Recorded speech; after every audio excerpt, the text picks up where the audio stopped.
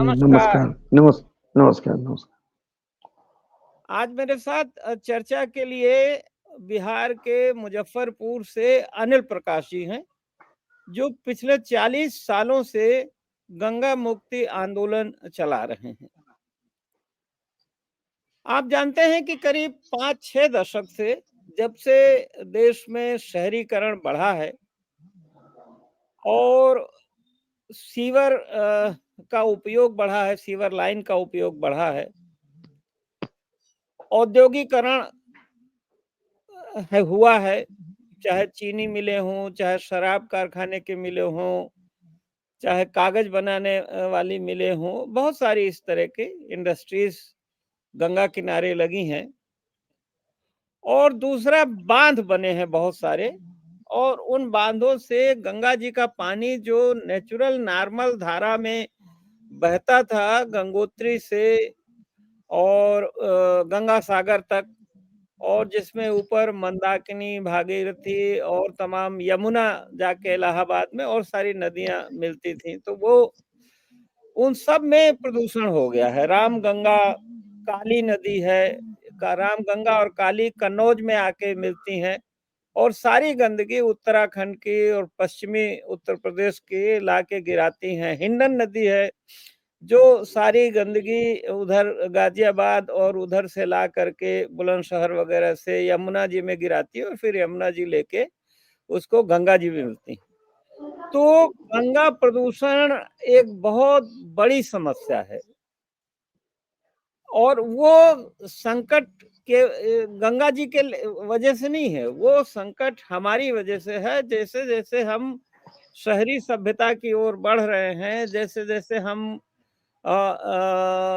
लेकिन शहरी सभ्यता की ओर तो बढ़ रहे हैं, लेकिन उसमें जो उपाय होने चाहिए नदियों को साफ रखने का, वो नहीं कर रहे हैं। दुनिया के बहुत सारे देश हैं, आप लंदन जाइए, आप पेरिस जाइए, आपके शहर के बीच से नदियां बहती हैं लेकिन साफ सुथरी हैं। हमारे यहाँ हम अर्बनाइजेशन कर रहे हैं, ढेर सारा सीवर जनरेट कर रहे हैं, ढेर सारा इंडस्ट्रियल वेस्ट जनरेट कर रहे हैं, मेडिकल वेस्ट जनरेट कर रहे हैं, लेकिन उसको हम सीधे गंगा में, यमुना में और बाकी सारी नदियों में उमेड़ रहे हैं। तो ये पूरे गंगा बेसिन का संकट है। उसमें पेड़ कट रहे हैं, जो नदी के किनारे तमाम जंगल हुआ करते थे वो सब खत्म हो रहे हैं।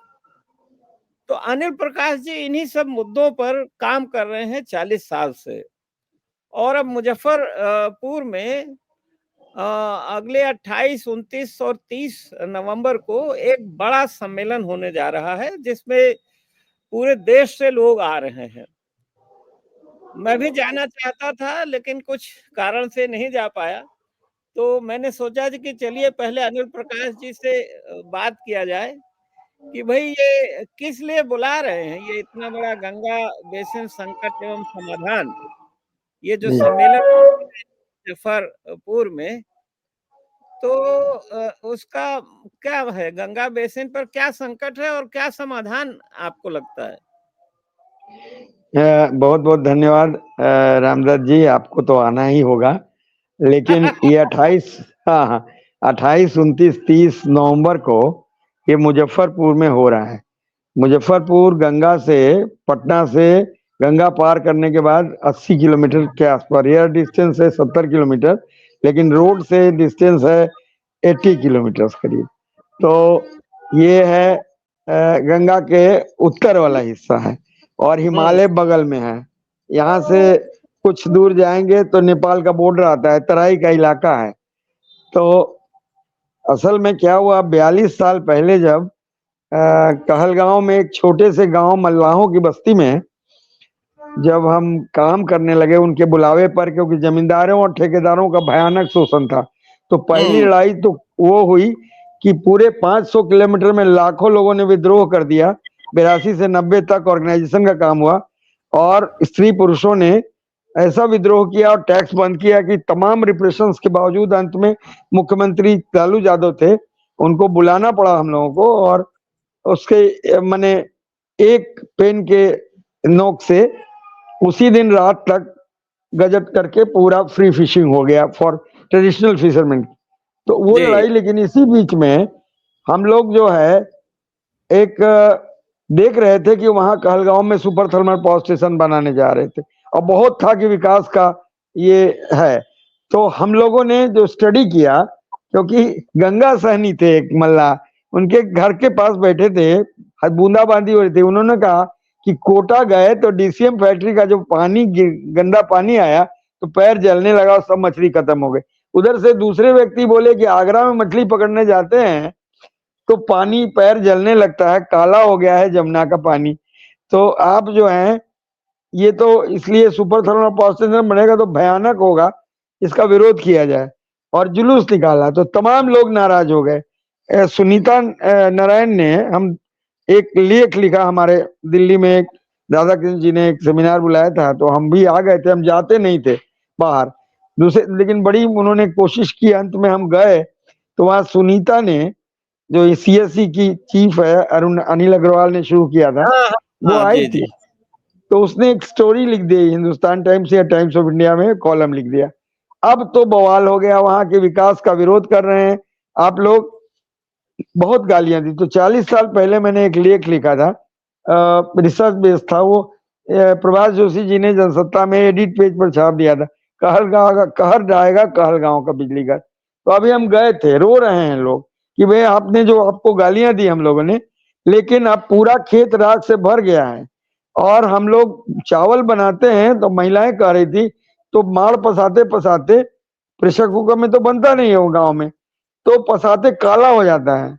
और हमने लिखा था उसमें कि कैंसर होगा, उन्होंने 300 कैंसर से मरे हुए लोगों की सूची दिखा दी हमको, उनका जो सम्मेलन हुआ अभी 3-4 महीने पहले, और उसके बाद कहा कि 1000 से ज्यादा लोग, हमने कहा था कि एवरेज एज घट जाएगा, गंगा में डेड जोन बन जाएगा। डेड जोन उसको कहते हैं कि वहां ऑक्सीजन की मात्रा खत्म हो जाती है, क्योंकि नदी में सेल्फ प्यूरिफिकेशन का प्रोसेस चलता रहता, प्लैंक्टन्स होते हैं जो फोटोसिंथेसिस करते हैं, सेल्फ प्यूरिफिकेशन। दूसरी बात है कि नदी, एगो कहावत है बचपन से हम लोग जानते हैं कि बंधा जल गंधा अब बहता निर्मल होए। जब पानी बहता है तो ऑक्सीजन उसमें अंदर जाता रहता है, जब नाव चलती है और वो खेते हैं तो उससे ऑक्सीजन, तो ऑक्सीजन के कारण ही वो जीवित रह, कोई प्राणी उस जगह से गुजर नहीं सकता। तो ये सब हम लोग स्टडी कर रहे थे, मल्लाहों के अनुभव से सीख करके, बाद में किताबों से और रिसर्च इंस्टीट्यूशन से के मैं बीच में आपको एक अपनी बात जोड़ देता हूँ। पहली बात तो आपने कहा कि आगरा में उन्होंने बताया कि पानी काला हो गया, तो दरअसल आगरा में तो यमुनोत्री का पानी एक बूंद नहीं आता, वो सारा दिल्ली का और नोएडा का और ग्रेटर नोएडा का कचरा आता है, वो पोल्यूशन सारा सीवर आता है। पहली बात तो ये।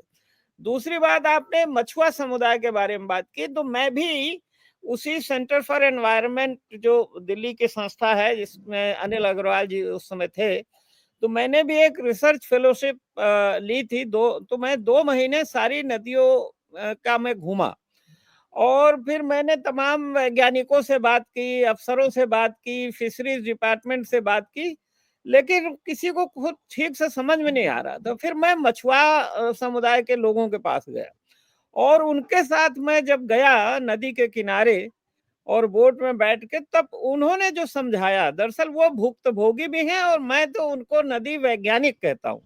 जी तो जी वही असली नॉलेज है। बाकी ये जो लैब्स में एक तो फर्जी काम बहुत होता है, नाला यहाँ गिर रहा है और नमूना कहीं और का लेते हैं, लेकिन मछुआ को तो सब पता होता है कि भाई कहाँ क्या जी है। जी जी आप ही की बात को मैं उसको हाँ, अपने अनुभव तो मैं कह रहा था कि हम लोगों का एक्सपीरियंस ये है कि पूरा गंगा बेसिन को एक यूनिट मान के आप काम करेंगे जिसमें 8 राज्यों की नदियां आती हैं, तो तभी आप कुछ कर सकेंगे। तो जी। नहीं तो 30 मील में आप स्टडी नहीं कर सकते। ये जो फरक्का में बराज बना 1971 में, वो बराज फुट ब्रिज बन गया था और 75 में उसकी कमीशनिंग हुई।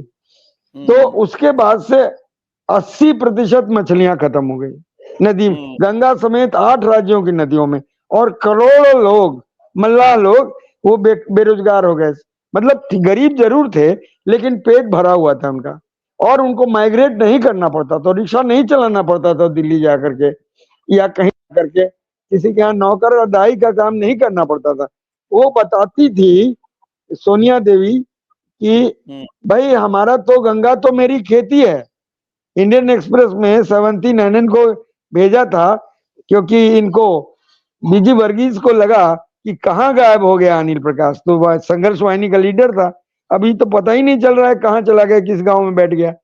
तो सेवंती नैनन को पता लगा तो भेजा उन्होंने, नहीं थी वो तो बहुत बड़ी पत्रकार हो गई। तो उसने कहा कि आपका इंटरव्यू करना है, तो मैंने कहा कि नहीं, इन लोगों का करिए, जो मल्लाह लोग हैं, महिलाएं हैं।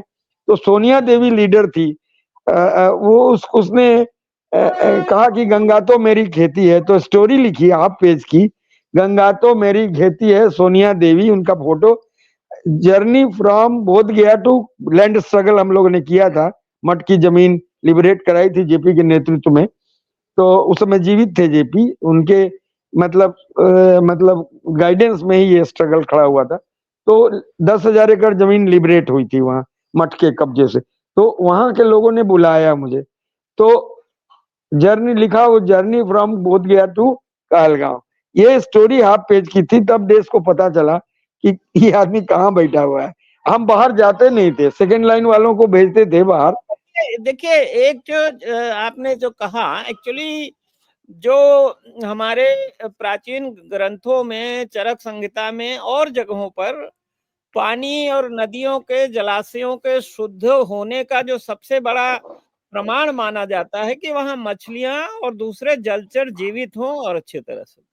हुआ क्या है कि इस जो प्रदूषण की वजह से, तरह तरह का जो इंडस्ट्रियल प्रदूषण है, केमिकल प्रदूषण है, देखिए नॉर्मल जो प्रदूषण है वो तो गंगा नदी, जैसा कि आपने कहा, फोटोसिंथेसिस से, या कोई भी नदी 15-20 की 30 किलोमीटर जब बह के चलती है तो शुद्ध कर लेती है। लेकिन ये अब जो, लेकिन वो जो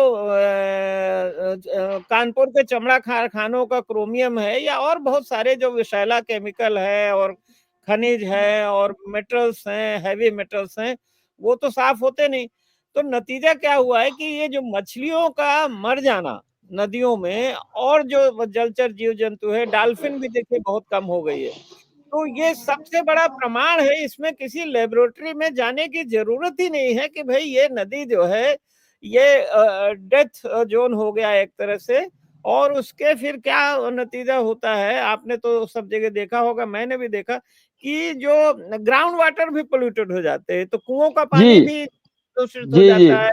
जी जी जो जी ये पूरा वेटलैंड है जी, ये पूरा वेटलैंड है दूषित हो जाता जी है। और आखिर बात यह है कि ये जो तमाम बांध बने हैं बीच बीच में, बैराज, तो जी इन जी बैराज में क्या है कि मछलियां जो है अंडा देने के लिए, मैं एक बार गया था वहां नैनीताल, तो वहां एक तितलियों का म्यूजियम है, तो उन्होंने बताया, फ्रेडरिक साहब हैं, कि साहब दक्षिण भारत से तितलियां अंडे देने आती हैं हिमालय।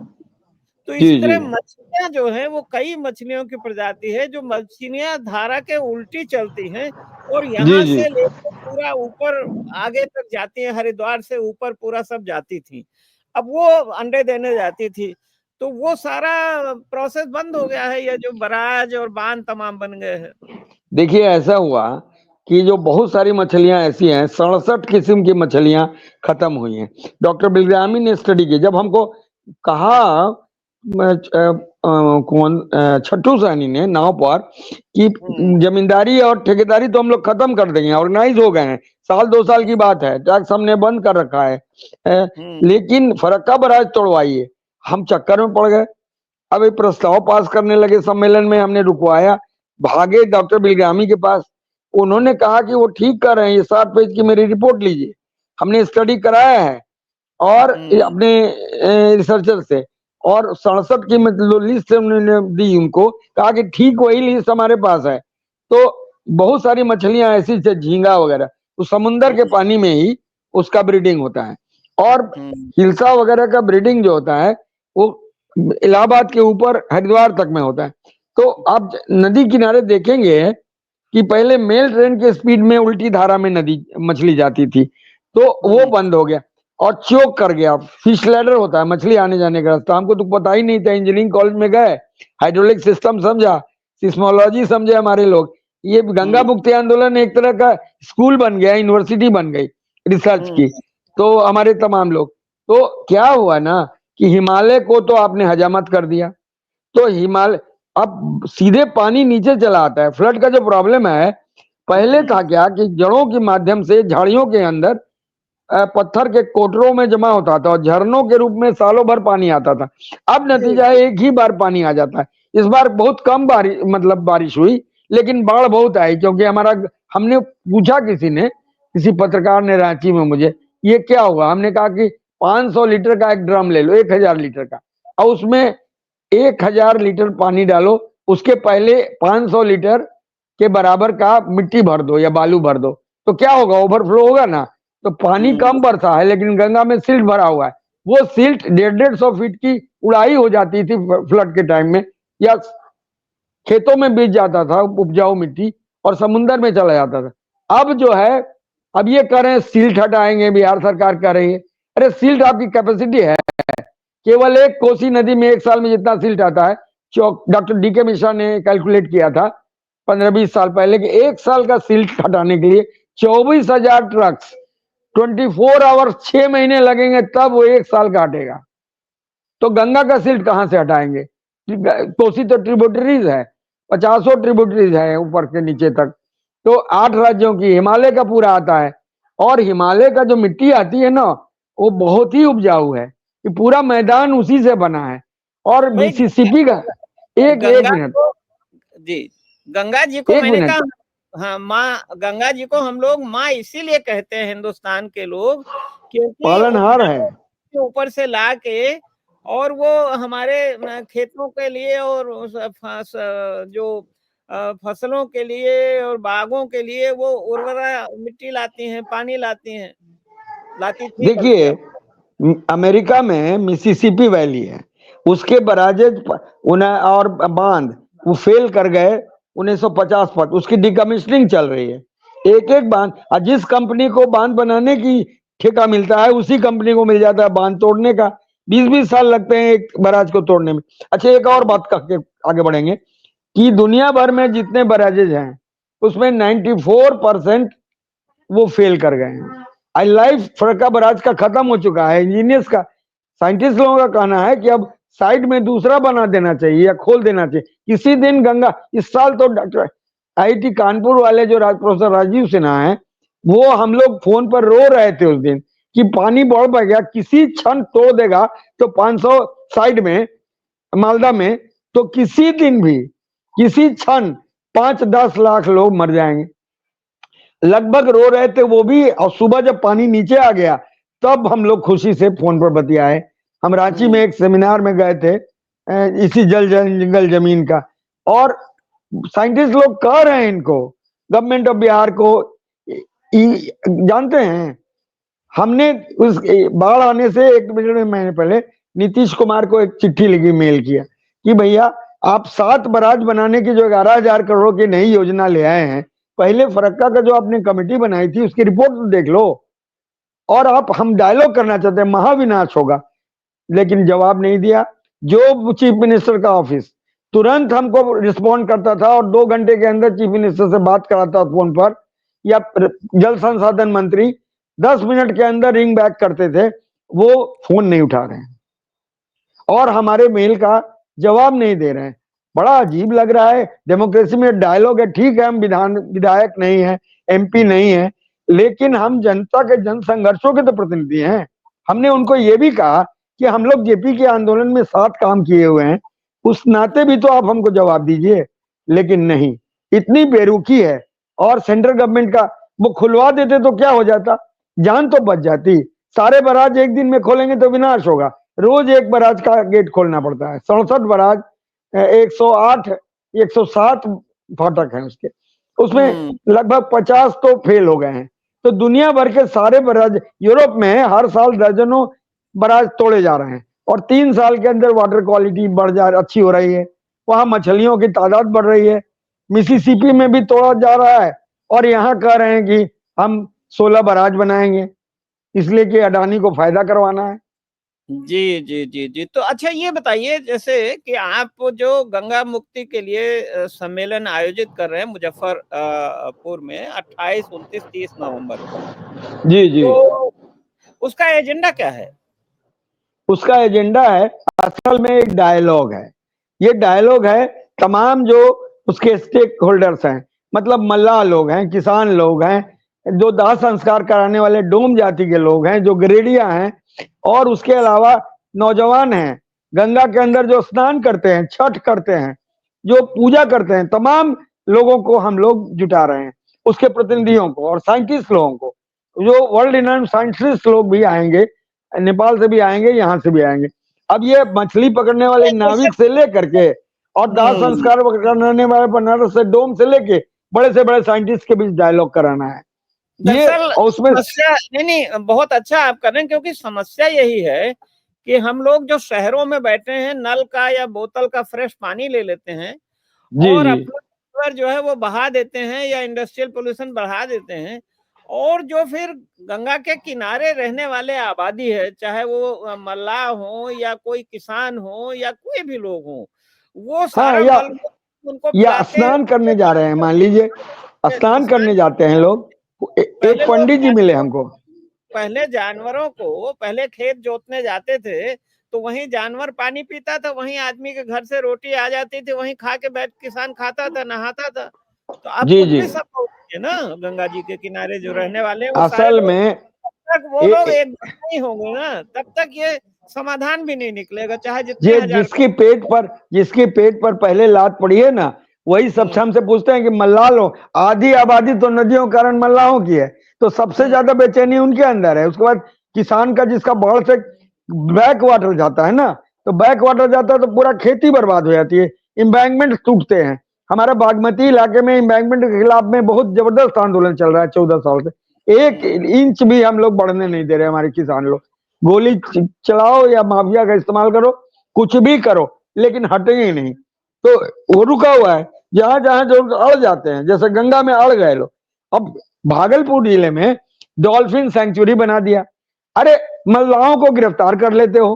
अरे ये जो सुपर थर्मल पावर स्टेशन है उसका एनटीपीसी का, उसके जीएम पर एफआईआर क्यों नहीं करते, उसको हथकड़ी क्यों नहीं लगाते हो कि उसका सारा गंदा पानी गिरा रहा है, उसको नहीं करोगे आप। लोगों का जीवन ले रहा है, वहां डॉल्फिन नहीं मरती है। बाटा शू फैक्ट्री के इलाके में डेड जोन बना हुआ है, वहां से जो गुजरेगी कि नहीं। और इनकी योजना है कि पूरे नदियों में डॉल्फिन सेंचुरी, माने मल्लाहों को खदेड़ देना है और कॉर्पोरेट्स को ले आना है। उसके बाद उनकी योजना है जैसे बनारस में क्रूज ले आए गुजरात के लोग, कंपनियां। अब वहां मल्लाह लोग जो मोटर बोट लिए हुए थे हजारों की संख्या में, वो भूखे मर रहे हैं, वो क्योंकि सब लोग उसमें जा रहे हैं। तो ये कॉर्पोरेटाइजेशन और कमर्शियलाइजेशन, गंगा और गंगा बेसिन का कमर्शियलाइजेशन की जो कॉर्पोरेट की जो एक समझिए रिकॉलोनाइजेशन है वाटर बॉडीज का। देखिए एक बात बता देते हैं, बहुत पहले ये डॉक्टर ये रजनी कोठारी साहब को जानते होंगे, सोशियोलॉजिस्ट थे बहुत। उन्होंने एक दिन हमको कहा कि देखो अनिल, दिल्ली गए थे, तुम्हारा नाम हमने मैग्सेसे अवार्ड के लिए रिकमेंड कर दिया, क्योंकि हमसे कहा गया था, ये 90 की बात है, 90-91 की, तो बहुत पीक पर था मूवमेंट। तो हमने कहा कि कृपा करके 1 सेकंड के अंदर कृपा करके मेरा नाम वापस ले लीजिए, क्योंकि जो कॉर्पोरेट्स हमारा धन जमीन वही चंदा दे रहे हैं उस फाउंडेशन को।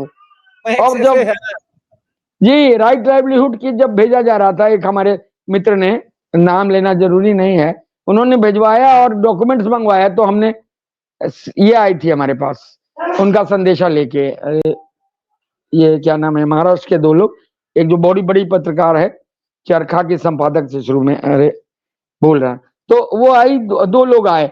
तो भाई हमने पूछा किस लिए आप डॉक्यूमेंट्स खोज रहे हैं, हमारे पास तो कुछ है नहीं, 5-10 लोगों के पास जाएंगे तो हमारे लेख फोटोग्राफ्स वगैरह मिल जाएंगे। तो उन्होंने कहा कि ऐसा ऐसा है। तो हमने कहा चिट्ठी लिखी तुरंत कि नाम मेरा विड्रॉ कर लीजिए, क्योंकि राइट लाइवलीहुड अवार्ड के फाउंडेशन को जो कंपनियां पैसा देती है अमेरिका यूरोप की, वही तो हमारा दुनिया भर के धन, जल जमीन जंगल। तो हम अभी हमको पता चला कि मैग्सेसे अवार्ड लौटा दिया है संदीप पांडे ने, पैसा तो शुरू में ही लौटा दिया था, अब अवार्ड भी लौटा दिया।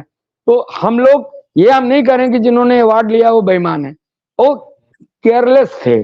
उस राजनीति को, क्योंकि मेरे पास सूची थी, पाकिस्तान के एक एक्टिविस्ट ने बहुत पहले वो सूची मुझे दिखा दी थी। और क्या असर हुआ उसका अवार्ड मिलने के बाद कि वो ज्यादातर जो है कुछ सही लोगों को भी अवार्ड देते हैं वो लोग, लेकिन नहीं कुछ लेकिन आप जो बता रहे थे कि गंगा का और हमारी नदियों का जो कारपोरेटाइजेशन हो रहा है, और तो जैसे कमर्शियलाइजेशन हो रहा है, कमर्शियलाइजेशन हो रहा है, तो जैसे कमर्शियल दोहन हो रहा है, तो जैसे भाई टिहरी में बिजली बना रहे हैं और उसके बाद पानी जो है वो बेच रहे हैं नहर के जरिए दिल्ली में जाके दिल्ली में बेच रहे हैं। तो और इससे वाटर, किस किस तरह देखिए से कमर्शियलाइजेशन हो रहा है? बता रहा हूँ दिल्ली और से हिमालय में जड़ी बूटियां हैं और एक बैक्टीरियोफॉज आता है जो खराब बैक्टीरिया उसको खा जाता है। तो उसमें अगर पहले गंगा के पानी में और ऊपर से पानी लेंगे जिसमें बैक्टीरियोफॉज होगा, हैजा के कीटाणु को डाल दीजिए एक दूसरे पानी में और इसमें, तो 4 घंटे के अंदर नष्ट हो जाता है जीवाणु। तो एक बहुत सैकड़ों पहले स्टडी किया था एक ब्रिटिश वैज्ञानिक ने। जी तो उसमें क्या है, बैक्टीरियोफॉज जब अब टिहरी के कारण, अच्छा बिजली बनाने के लिए इन्होंने कहा था तो कितना हुआ भाई, 3000 किलो मेगावाट का था, अब 200-300 मेगावाट दे रहा है। तो ये झूठ बात है कि भाई आप हमको सिल्ट कितना बर्बाद कर रहे हैं। ये कितना भूकंपीय क्षेत्र है, 1000 भूकंप गंगा ब्रह्मपुत्र के मैदान में, छोटे बड़े। एक तो ऐसा भूकंप असम में आया था 1887 में कि जिसमें 8 डिग्री मतलब रिक्टर स्केल का या 9, पूरा पहाड़ी जो है मिल्ली गोल्फ का मैदान है, हिस्ट्री के किताबों में असम के गुवाहाटी में पढ़ाया जाता बच्चों को। तो बिहार का भूकंप 1937 का भूकंप, सब कुछ खत्म हो गया था। तो ये बराजेज रहेंगे, जिस दिन टूटेंगे, वाटर 1 क्यूबिक मीटर पानी का वजन होता है 1 टन, तो 300 मीटर। तो हाई डैम का हम लोग विरोध कर रहे हैं, नेपाल में नहीं बनना चाहिए, और नेपाल की गवर्नमेंट भी वहां की चाहती नहीं है इसको, क्योंकि हम जबरदस्ती कर रहे हैं। क्योंकि हम कोरियाला साहब के पास जब गए थे, प्राइम मिनिस्टर थे, तो डेलीगेशन लेके, तो उन्होंने कहा कि हम तो नहीं चाहते हैं, लेकिन ये चाइनीज लोग चाह रहे हैं, वर्ल्ड बैंक चाहता है, क्योंकि हमारी इकोनॉमी वाह, तो इसलिए हम लोग की कुछ मजबूरियां हैं। लेकिन उन्होंने बैंक भी हैं, अमेरिकन भी हैं, वो जो पूरा हाइड्रो इलेक्ट्रिकल जो लॉबी है। और अब तो देखिए सोलर में कितना करप्शन सामने आया कि जो सोलर को पुश कर रहे हैं, सोलर में भी कितना करप्शन हमारे यहाँ सामने आ गया। जी ये देखिए, एक बिजली जो कोयले से बनती है उसका प्रोडक्शन कॉस्ट पर यूनिट 20 रुपया है। अगर एनवायरमेंटल कॉस्ट जोड़ दिया जाए तो 100 रुपए पर यूनिट पड़ता है।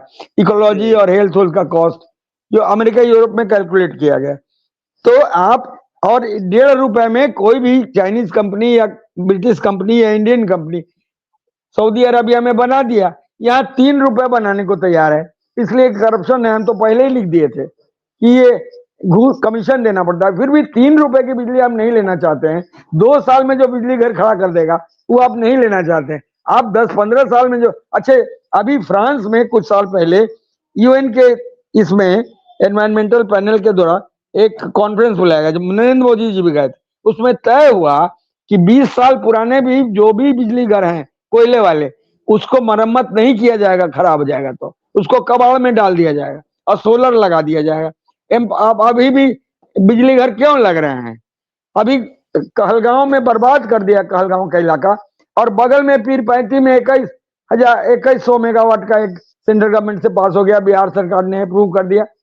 तो ये जो उल्टा चल रहा है, ये धरती सोचे ना, 50 डिग्री इस बार हाईएस्ट टेम्परेचर, 1 मिनट टेम्परेचर हो गया, 55 डिग्री हो जाएगा तो एक भी पेड़ पौधा रहेगा क्या? एक चिड़िया इंसान रहेगा, बचेगा क्या?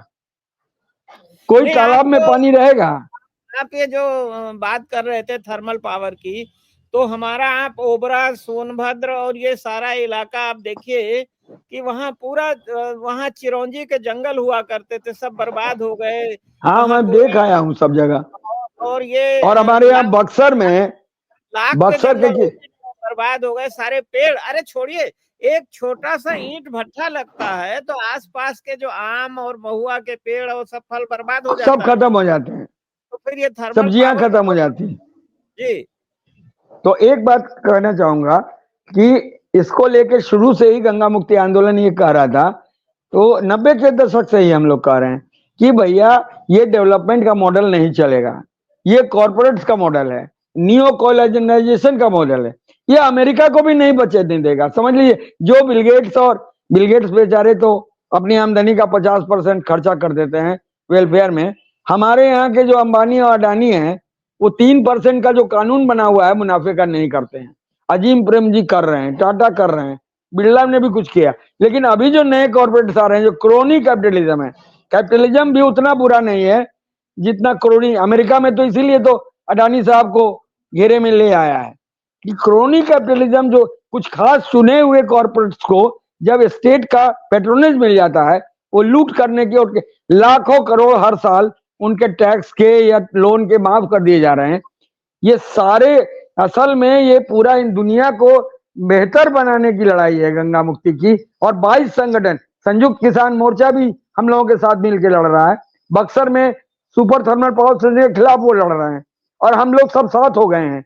मतलब ये गर्व की बात है कि उसने खुद प्रस्ताव करके हम लोगों से अलायंस किया। नीम पीपल अभियान है, पसमानदा मुस्लिम महाज है, जल श्रमिक संघ है, 22 संगठन अभी मिलके 23 मतलब गंगा मुक्ति और ये साथ मिलके ये आयोजन कर रहे हैं। तो सब लोगों को न्योता देते हैं हम, अपने अपने खर्चे से सब आएंगे, खाना खिलाने का इंतजाम यहाँ के साथी कर देंगे और ठहरने का भी इंतजाम, कोई दिक्कत नहीं होने देंगे। आपने तो अपील की है लोगों से कि भाई लोग जो आपका अकाउंट है उसमें जो जितनी क्षमता हो दें, और जी बाकी जी जो लोकल लोग हैं वो चावल आटा जो भी साधन दे सकते हाँ, हैं दें। बागमती आंदोलन के लोग चावल आटा चूड़ा इकट्ठा कर देंगे, दाल वाल सब सब्जी उब्जी भी एक इलाके से आ जाएगी। और हॉल फ्री मिल गया है, ठहरने की जगह हमको चंद्रशेखर भवन में फ्री मिल गया है। कुछ टेंट हाउस का 20-25 हजार लगेगा।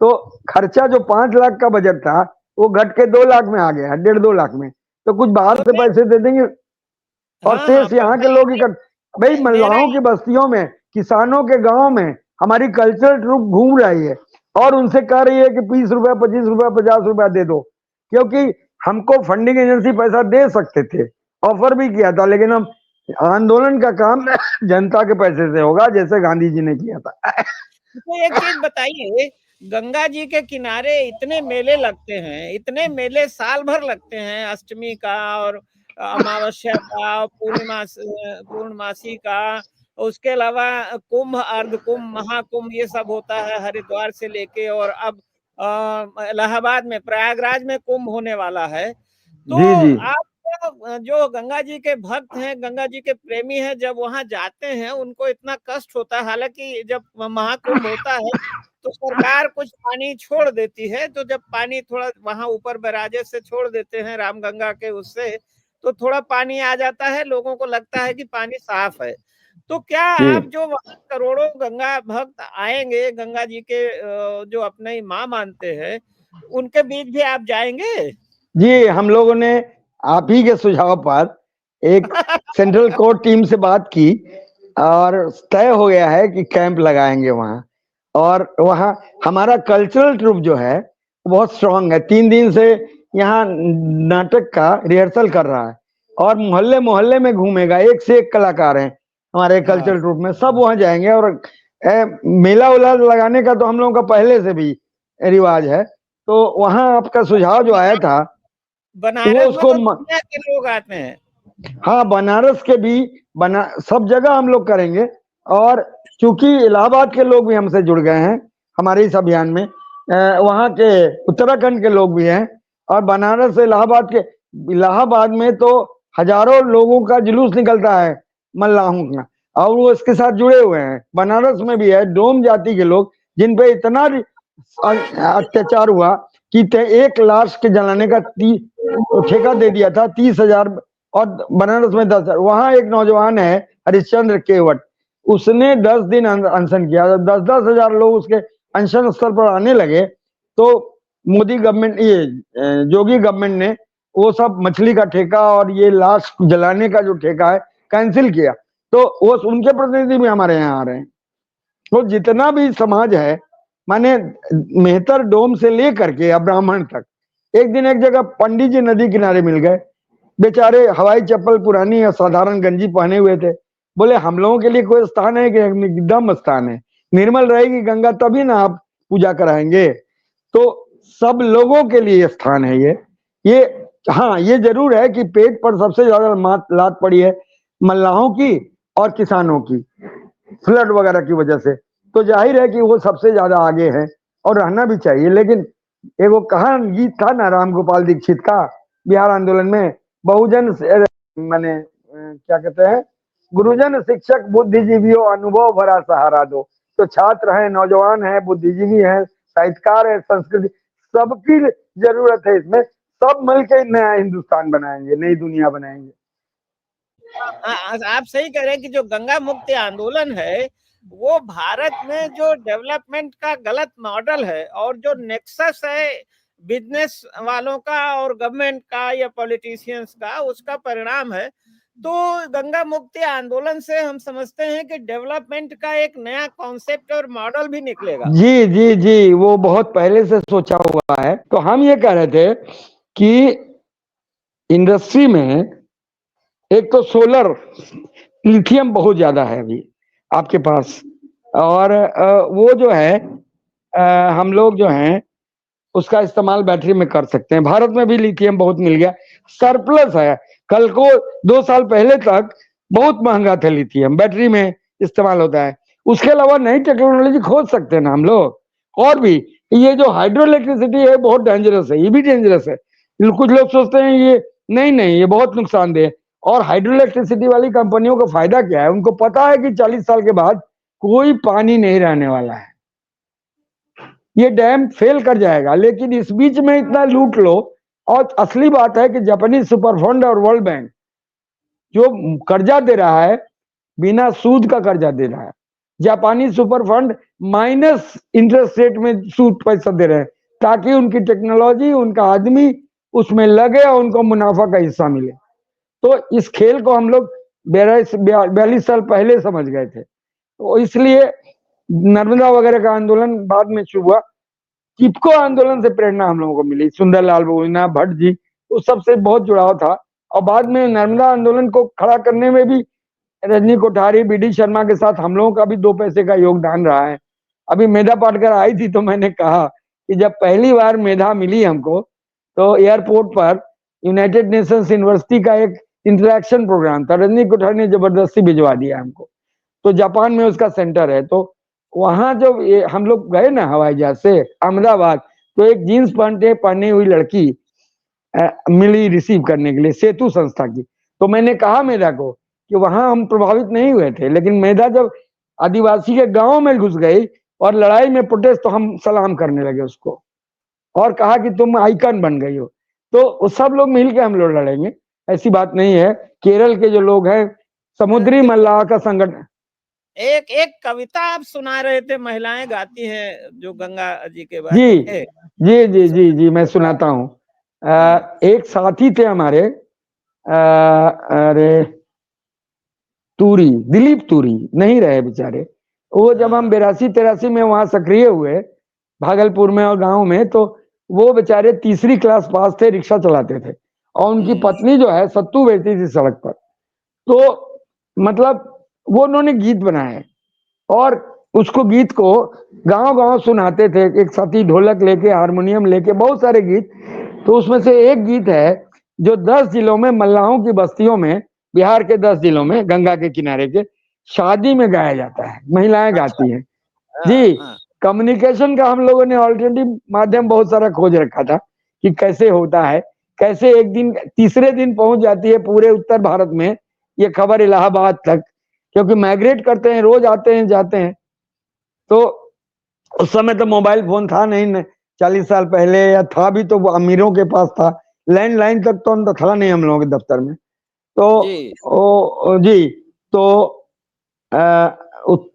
उनका एक गीत है, बहुत सारे गीत हैं, बहुत कम पढ़े लिखे लोगों ने ऐसे ऐसे गीत बनाए, सुनाते हैं। गला बैठा हुआ है इसलिए थोड़ा सा दिक्कत होगी। ऐसे गाते थे, गंगा जी में मिले न मछली। हम गा के नहीं सुना पाएंगे, गला बैठा हुआ है। 50 लोगों से गंगा जी में मिले न मछलिया, केना के दिनवा जाते है, मैंने अपनी पत्नी को कह रहा है, गंगा जी में मिले न मछरिया, केना के दिनवा जैते गे, केना के दिनवा जैते बहिनी, केना के दिनवा जैते है, गंगा जी में मिले न मछरिया।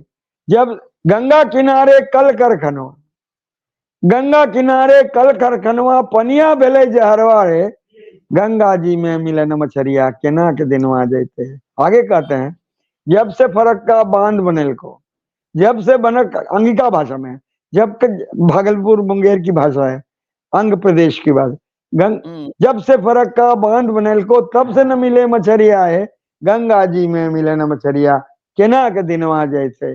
दिन भर हम में जाल गिरावे छी, मैंने मछली पकड़ते हैं, और आप पैसवा ले छो ठेकेदारवा हो, पैसवा ले छो जमींदारवा हो। उस समय जमींदारी ठेकेदारी चल रही थी। गंगा जी में, लंबा गीत है लेकिन मुझे गला बैठा हुआ है, इसलिए अभी इतना ही रहने दीजिए, किसी दिन हम लोग। आपका बहुत धन्यवाद। और मैं समझता हूँ कि वैसे तो गंगा एक्शन प्लान और नमामि गंगे ये सब सरकारी परियोजनाएं चल रही हैं, लेकिन आप जो इसको जन आंदोलन बना रहे हैं और इसके लिए जो आप 28 हम नहीं, हमारे तमाम साथी मिलकर बना रहे हैं, हम तो एक सिपाही हम भी हैं। आप लोग और तमाम संस्थाएं हैं जो उत्तराखंड से लेके और उत्तर प्रदेश और बिहार और बंगाल और अंतर्राष्ट्रीय संस्थाएं भी लोग चिंतित है, वैज्ञानिक। तो वो सब जो है मैं समझता हूँ कि इसमें जो है एक आगे एक रास्ता निकलेगा। और मैं बहुत साल पहले मिला था, एक ब्रिटिश हैं वो, महिला आई थी बहुत कम उम्र में, यंग थी, फिर वो यहीं रह गई और वो सन्यासी हो गई और उत्तरकाशी में मुझे मिली थी। तो बहुत सारे लोग जो है वो चिंतित थे। और एक चीज और बताऊं मैं आपको कि बहुत सारे लोग अब जो डॉक्टर हैं, जो असाध्य बीमारियां हैं, कैंसर हो गए या और बहुत सारी चीजें, तो अब यूरोप में या और बहुत जगहों में जो अच्छे डॉक्टर हैं वो बजाय उनको अस्पतालों में भर्ती रखने और उनसे पैसा लूटने के, उनसे कहते हैं कि अब आप शांतिपूर्वक पीसफुल एंड के लिए, तो बहुत सारे लोग मुझे मिले वहां उत्तरकाशी, जो पीसफुल एंड के लिए, जैसे पहले लोग बनारस जाते थे कि भाई वृद्धावस्था में कि मरने के लिए, तो वो एक पीसफुल एंड के लिए, एक आध्यात्मिक शक्ति के लिए, आध्यात्मिक शांति के लिए वो गंगा किनारे जाते थे। अब वो सब भी परेशान है कि गंगा केवल हिंदुस्तान नहीं, ये दुनिया के लिए भी जो उससे आध्यात्मिक ऊर्जा मिलती है, आध्यात्मिक शक्ति मिलती है, शांति मिलती है। तो सब लोग चिंतित हैं कि भाई देखिए, भारत के लोग तो तबाह हो ही रहे हैं, दुनिया के लोगों का भी बड़ा इससे नुकसान हो रहा है, क्षति हो रही, हानि हो रही है। और मैं आपके आंदोलन की सफलता की जो है वो पूरा कामना वो आपका भी आंदोलन है, आपका भी है। जी जी जी। और भाई हम सारे लोग की ट्रेनिंग तो भाई सर्वोदय आंदोलन और जेपी आंदोलन में हुई, और इसीलिए हम लोग जो है, जो समाज के प्रति जो हमारा समर्पण है, हमारा और आपका, जिस रूप में जो योगदान कर सकता है, हम लोग कोशिश कर रहे हैं। एक तो बात, अब 1 मिनट मुझे मौका दीजिए। ये पहला चंदा जो है 5,000 रुपए का इसराइल मंसूरी का है। अब 20,000 रुपया हम लोग उधार लेके खर्च कर चुके हैं, लेकिन ये 5,000 की राशि, ये बहुत, मतलब क्या बोले आपको, अब आज से तो लोग देना शुरू कर देंगे अकाउंट्स में, और अभी लाके उन। अच्छा ऐसा है, 5,000 मैं भी आपको भेजता हूँ आपके अकाउंट में, जो बैंक अकाउंट। धन्यवाद धन्यवाद धन्यवाद। वो शायद चलिए बढ़िया से हो जाएगा, और सरप्लस भी बचेगा तो फॉलो अप के लिए खर्च करेंगे, कैंप लगाने में खर्च करेंगे। और फिर जो 28, 29, 30 को जो वहाँ चर्चा होगी, उसकी रिपोर्ट भी हम देंगे अपने मीडिया स्वराज के प्लेटफॉर्म से, तो उसमें है। और आपका जो है मैं बहुत बहुत 1 मिनट और लूं मैं, 1 मिनट। बागमती का 1-2 लाइन सुनाता हूं, जो गीत हमने कभी लिखा था। बागमती की धारा पर तटबंध बनाने आए हो, बागमती की धारा पर तटबंध बनाने आए हो, विश्व बैंक से कम कर्ज उठाकर हमें डुबाने आए हो। जल जीवन हरियाली का जब नारा रोज लगाते हो, बिहार के मुख्यमंत्री लगाते हैं, जल जीवन हरियाली का जब नारा रोज लगाते हो, क्यों बर्बादी देख न पाते, क्यों इतने बेरहम हुए, बागमती की धारा पर तटबंध बनाने आए हो। लंबी कविता है, लेकिन अभी इतना ही। लंबी है तो चाहे बागमती हो, चाहे गंगा हो, चाहे सब एक ही है। गोमती को हमारे यहाँ लखनऊ में मार दिया। अच्छी भली गोमती जी आती हैं और लखनऊ में प्रवेश करती हैं, हम पानी जो है वो निकालते हैं पीने के लिए, और उसके बाद गोमती में तटबंध बना के या पानी निकाल के और अपना सीवर डाल के गोमती को भी मार दिया, यमुना को भी मार दिया, हिंडन भी मर गई, काली भी मर गई, रामगंगा भी मर गई। तो जी सारी जी नदियां हमारी जो है वो बर्बाद हैं, और उसका नदियों की बर्बादी का मतलब आम जनजीवन बर्बाद है। तमाम लोग न केवल पानी के संकट से बीमार है बल्कि बीमारियों से परेशान है। और मुझे लगता है कि जो लोग अब कुंभ में जाएंगे या बनारस जाएंगे, इलाहाबाद जाएंगे, वो इन सारे या गंगा किनारे और जो मेले ठेले में जाएंगे, वो इन सारे सवालों पर भी उनको मुझे लगता है कि चर्चा करनी चाहिए। और आप जैसे लोग जाएंगे तो वहां लोग सुनेंगे आपको। और बहुत बहुत धन्यवाद आपका अनिल प्रकाश जी, जी जी, आपको भी बातचीत करी और बहुत सारी जानकारी दी आपसे। और हम उम्मीद करते हैं कि इससे गंगा जी के अविरल और निर्मल गंगा बनाने का जो अभियान है उसमें आपको जरूर कामयाबी मिलेगी और लोग जुड़ेंगे, पब्लिक जुड़ेंगे। असली चीज है कि पब्लिक जुड़ेगी। बहुत बहुत धन्यवाद, जी, नमस्कार। धन्यवाद।